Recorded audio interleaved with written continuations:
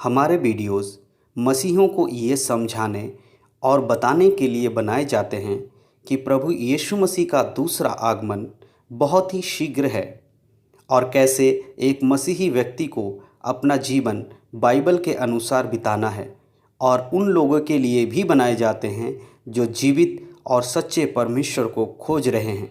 किसी व्यक्ति या धर्म की आलोचना करना हमारा उद्देश्य बिल्कुल भी नहीं है।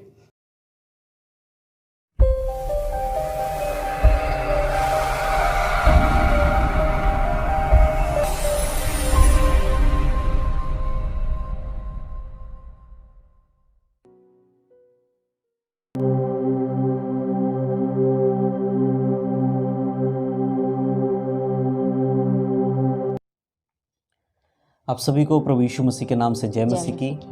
मैं निमेश कुमार आप सभी का स्वागत करता हूं द लिविंग वर्ड मिनिस्ट्रीज की ओर से।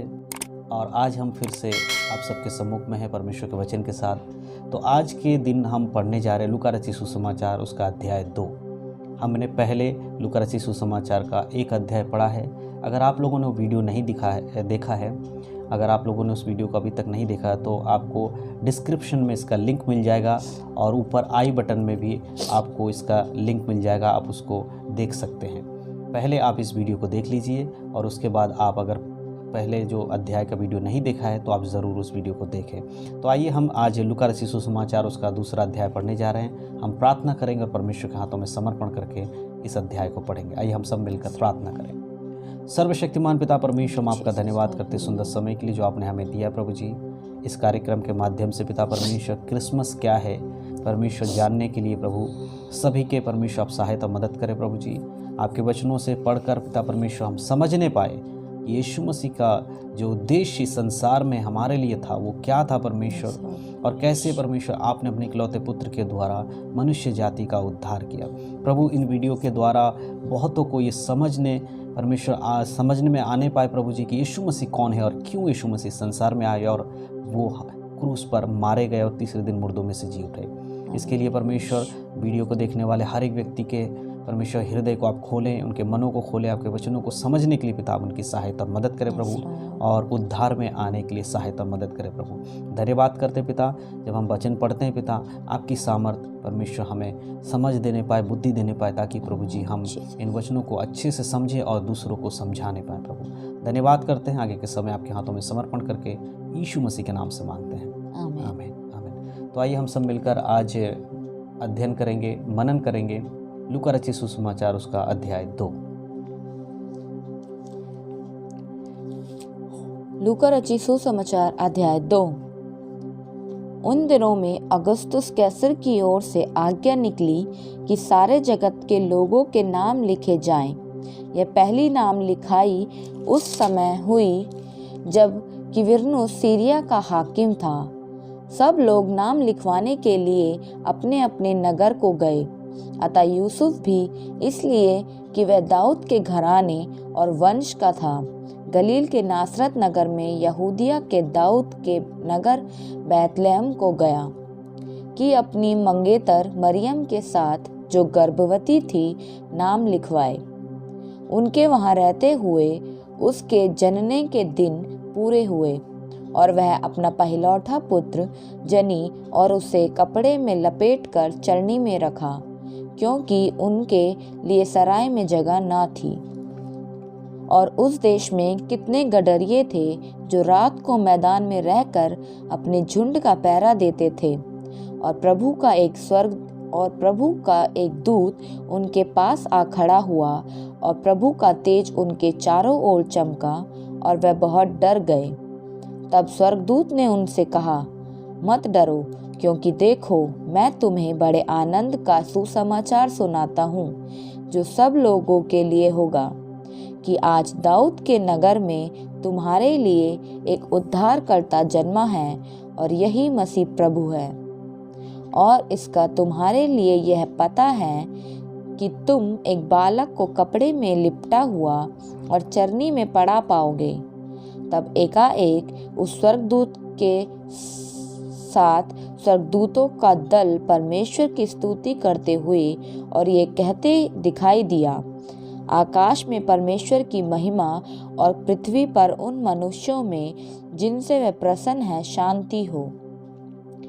जब स्वर्गदूत उनके पास से स्वर्ग को चले गए तो गडरियों ने आपस में कहा, आओ हम बैतलहम जाकर यह बात जो हुई है और जिसे प्रभु ने हमें बताया है देखें।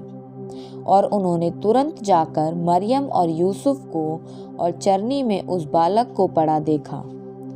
इन्हें देखकर उन्होंने वह बात जो इस बालक के विषय में उनसे कही गई थी प्रकट की, और सब सुनने वालों ने उन बातों से जो गडरियों ने उनसे कही आश्चर्य किया। परंतु मरियम ये सब बातें अपने मन में रखकर सोचती रही, और गडरिये जैसा उनसे कहा गया था वैसा ही सब सुनकर और देखकर परमेश्वर की महिमा और स्तुति करते हुए लौट गए। जब 8 दिन पूरे हुए और उसके खतने का समय आया तो उसका नाम यीशु रखा गया, जो स्वर्गदूत ने उसके पेट में आने से पहले कहा था। जब मूसा की व्यवस्था के अनुसार उसके शुद्ध होने के दिन पूरे हुए तो वह उसे यरूशलेम में ले गए कि प्रभु के सामने लाए, जैसा कि प्रभु की व्यवस्था में लिखा है, हर एक पहिलौठा पुत्र प्रभु के लिए पवित्र ठहरेगा। और प्रभु की व्यवस्था के वचन के अनुसार पंडुकों का एक जोड़ा या कबूतर के 2 बच्चे लाकर बलिदान करें। यरूशलेम में शमौन नामक एक मनुष्य था, और वह मनुष्य धर्मी और भक्त था और इज़राइल की शांति की बाट जो रहा था, और पवित्र आत्मा उस पर था। और पवित्र आत्मा द्वारा उस पर प्रकट हुआ था कि जब तक वह प्रभु के मसीह को ना देख लेगा तब तक मृत्यु को ना देखेगा।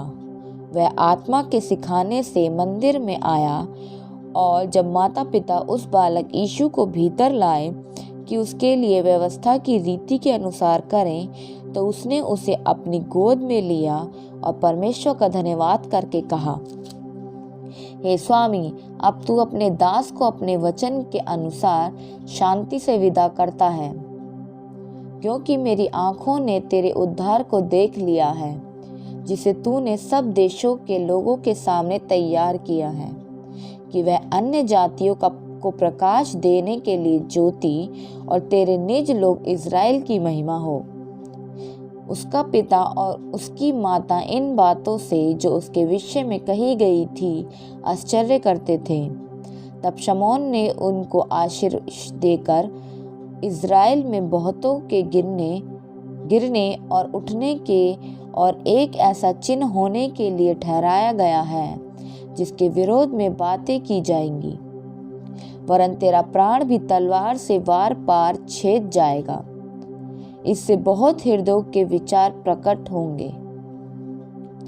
आशेर के गोत्र में से हन्ना नामक एक फनुएल की बेटी एक भविष्यद्वक्तिनी थी। वह बहुत बूढ़ी थी और विवाह होने के बाद 7 वर्ष अपने पति के साथ रह पाई थी। वह 84 वर्ष से विधवा थी और मंदिर को नहीं छोड़ती थी, पर उपवास और प्रार्थना कर करके रात दिन उपासना किया करती थी। और वह उस घड़ी वहां आकर प्रभु का धन्यवाद करने लगी और उन सबों से जो यरूशलेम के छुटकारे की बाट जोते थे उस बालक के विषय में बात करने लगी। जब वह प्रभु की व्यवस्था के अनुसार सब कुछ पूरा कर चुके तो गलील में अपने नगर नासरत को फिर चले गए। और बालक बढ़ता और बलवंत होता और बुद्धि से परिपूर्ण होता गया, और परमेश्वर का अनुग्रह उस पर था। उसके माता पिता प्रति वर्ष फसह के पर्व में यरूशलेम जाया करते थे। जब यीशु 12 वर्ष का हुआ तो वह पर्व की रीति के अनुसार यरूशलेम को गए। जब वह उन दिनों को पूरा करके लौटने लगे तो बालक यीशु यरूशलेम में रह गया, और यह उसके माता पिता नहीं जानते थे। वह यह समझकर कि वह अन्य यात्रियों के साथ होगा, एक दिन का पड़ाव निकल गए और उसे अपने कुटुंबियों और जान पहचान वालों में ढूंढने लगे। पर जब नहीं मिला तो ढूंढते ढूंढते यरूशलेम को फिर लौट गए और 3 दिन के बाद उन्होंने उसे मंदिर में उपदेशकों के बीच में बैठे उनकी सुनते और उनसे प्रश्न करते हुए पाया।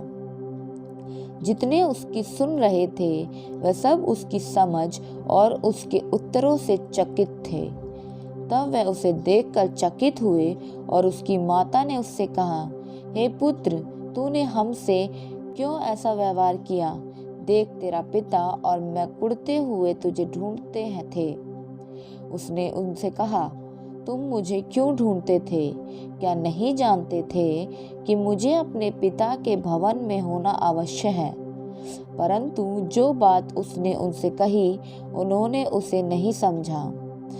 तब वह उनके साथ गया और नासरत में आया और उसके वंश में रहा और उसकी माता ने ये सब बातें अपने मन में रखी और यीशु बुद्धि और डील डौल में और परमेश्वर और मनुष्य के अनुग्रह में बढ़ता गया। हालेलुया, परमेश्वर के नाम की महिमा और स्तुति हो। तो आज हमने पढ़ा लूका रचित सुसमाचार उसका अध्याय 2। तो यहाँ पर कुछ बातें हैं जो हमें समझने की ज़रूरत है। पिछले अध्याय में यानी कि पहले अध्याय में हमने देखा था कि यीशु मसीह के जन्म से पहले यूहन्ना बपतिस्मा देने वाले का जन्म हुआ, जिसके द्वारा परमेश्वर ने यीशु मसीह के मार्ग को तैयार किया। यानी कि यीशु मसीह के आने से पहले यूहन्ना बपतिस्मा देने वाले ने बहुत लोगों को मन फिराने के विषय में प्रचार किया और वो परमेश्वर का एक भविष्यवक्ता ठहरा। और इस अध्याय में हमने देखा यीशु मसीह का जन्म। तो यीशु मसीह का जन्म इस प्रकार से हुआ कि जब यीशु मसीह के माता उसको जन्म देने वाली थी, तब वो एक नगर में थे, बैतलहम में। तो जब वहाँ पर वो गए, वहाँ जाने का कारण ये रहा कि उस समय के राजा ने एक ऑर्डर जारी किया, एक आदेश दिया कि जितने भी लोग हैं उन सबके नाम लिखे जाएं। यानी कि आज हमारे जो वोटर लिस्ट वगैरह होता है या जनगणना होती है, इस प्रकार से उस समय का पहला जनगणना था वो। और बताया गया कि सबको बुलाया जाए अपने अपने नगरों में और आकर अपने अपने नाम लिखाए। तो ये यूसुफ जो एक मरियम के जो मंगेतर थे और मरियम यीशु मसीह की माता हैं, ये अपने नगर बैतलहम को आए अपने नाम लिखाने के लिए। उसी समय इनका जो यीशु मसीह के जन्म का समय पूरा हुआ तो ये नगर में आए। तो नगर में इतने लोग थे कि भीड़ के कारण उन्हें जगह ही नहीं मिल पाई, क्योंकि वहाँ ऑलरेडी सब नाम लिखाने के लिए दूर दूर से लोग आए थे। तो आखिर में क्या हुआ, उन लोगों को एक चरनी यानी कि गौशाला मिला, जहाँ पर उन्हें रहने के लिए मिला। उसी गौशाले में यीशु मसीह का जन्म हुआ। यीशु मसीह का जन्म चरनी में यानी कि गौशाले में हुआ। जब यीशु मसीह का जन्म हुआ तो उस समय उस नगर में बहुत सारे गडरी यानी कि चरवाहे जो अपने भेड़ बकरियों को चराया करते थे, वो अपने भेड़ बकरियों को रात में पहरा दे रहे थे बैठकर। अचानक से स्वर्गदूतों का एक दल उनके पास आया, या स्वर्गदूत आकर उनसे कहने लगे कि आज तुम्हारे नगर में एक उद्धारकर्ता का जन्म हुआ। तो उद्धारकर्ता इनकी यीशु मसीह का जन्म हुआ है। और उन्होंने चिन्ह बताया कि तुम जाओ, तुम उसे कैसे पहचानोगे कि चरनी में उसकी माँ और उस बच्चे को तुम कंबल में लिपटा हुआ चरनी में पड़ा हुआ देखोगे। हालेलुया। तो इस प्रकार से यहाँ यीशु मसीह का जन्म हुआ। उसके बाद यीशु मसीह का नामकरण किया जाता है यहूदियों के जाति के अनुसार। जो यहूदी लोग थे उनके धर्म में इस प्रकार का होता था, मूसा के आज्ञा के अनुसार ऐसा किया जाता था। ठीक है, तो ये हुआ। उसके बाद मंदिर में यीशु मसीह का अर्पण किया जाता है, जहाँ पर शुरुआत में इस प्रकार था कि मूसा के आज्ञा के अनुसार जो भी पहलोठा यानी कि पहला पुत्र होगा वो प्रभु के लिए एक पवित्र ठहरेगा और उस भवन में लाकर उसको एक आराधना के रूप में कुछ चीज़ों को चढ़ाना होता, पंडुकों का जोड़ा या कबूतर का जोड़ा, और उसके लिए बलिदान करना होता है। इस प्रकार वहाँ पहुँचते तो वहाँ पर एक व्यक्ति, सिमोन नाम का एक व्यक्ति था, जो परमेश्वर के द्वारा वहाँ धर्मी ठहराया गया था, वहाँ रखा गया था कि वो यीशु मसीह के आगमन को देख सके, यीशु मसीह के जन्म को देख सके, उसके बाद ही उसकी मृत्यु होगी। तो वो यीशु मसीह को देख पाता है और परमेश्वर का धन्यवाद करता है। उसके बाद एक हन्ना नाम की एक स्त्री थी, उसके लिए भी इस प्रकार के पवित्र मंदिर में रहकर वो भी परमेश्वर के लिए उस दिन के लिए इंतज़ार कर रही थी। तो इस प्रकार से हमने देखा। और बाद में जब बालक यीशु बड़े हो गए, थोड़े से बड़े हुए, उनके क्या था कि यूसुफ और उसकी पत्नी जो मरियम, वो बाद में यीशु को लेकर मंदिर आते कुछ वर्षों के बाद। तो वहाँ पर जब वो घूम फिर के मंदिर से अपने पूजा पाठ करके चले जाते हैं तो यीशु मंदिर में ही छूट जाता है। और वो 2 या 3 दिन के रास्ते को जब वो पूरा कर चुके होते तब उन्हें याद आता है कि यीशु मसीह हमारे साथ नहीं है। फिर वो उन्हें ढूंढते ढूंढते बाद में यरूशलेम मंदिर में वापस आते हैं। वहाँ पर यीशु मसीह उस समय के याजक, पंडित और जो ज्ञानवान लोग थे उनके मध्य में बैठकर उनसे बातचीत कर रहे थे, उनके सवालों का जवाब दे रहे थे। और यीशु मसीह के द्वारा दिए गए जवाबों को सुनकर वो सारे लोग आश्चर्यचकित कर रहे थे कि एक छोटा सा बालक इस प्रकार की ज्ञान की बातें कैसे कर सकता है, क्योंकि यीशु मसीह तो परमेश्वर के स्वरूप हैं, यीशु मसीह परमेश्वर हैं, इसीलिए उनको सारी बातें पता थी। तो लोग चकित हो गए थे। और उसके बाद हम इस अध्याय में देखते हैं कि यीशु मसीह अपने माता पिता के संग अपने गांव को जाते हैं और वहां पर रहकर वो उनकी आज्ञाओं का पालन करते हैं और परमेश्वर की अधीनता में माता पिता की आज्ञा को मानकर वो बढ़ते जाते हैं। तो ये दूसरा अध्याय था लूका रचित सुसमाचार का। और हम फिर अगले अध्याय हम 3 पढ़ेंगे और एक एक करके हम 24 दिन तक 1 दिसंबर से लेकर 24 दिसंबर तक हम ये सीरीज चला रहे हैं। रोज़ हम एक अध्याय पढ़ेंगे। आज 2 दिसंबर है तो आज हम दूसरा अध्याय हमने पढ़ा है। तो मैं चाहता हूं कि आप सब लोग तैयारी के साथ रोज़ाना आएँ और इस वचनों को पढ़ें। मैं परमेश्वर का धन्यवाद करता हूं। और आप सब जो इस वीडियो को देख रहे हैं, प्लीज़ आप इस वीडियो को शेयर करें। और अगर आपने इस वीडियो को देखने से पहले हमारे 1 दिसंबर वाले पहले अध्याय को नहीं देखा है तो प्लीज़ आप हमारे डिस्क्रिप्शन में उसका लिंक दिया गया है, आई बटन में आपको इसका लिंक मिल जाएगा, आप जाकर देखें और आप उस वचनों को भी सुने और इस वचनों को भी सुने और दूसरों को भी शेयर करें।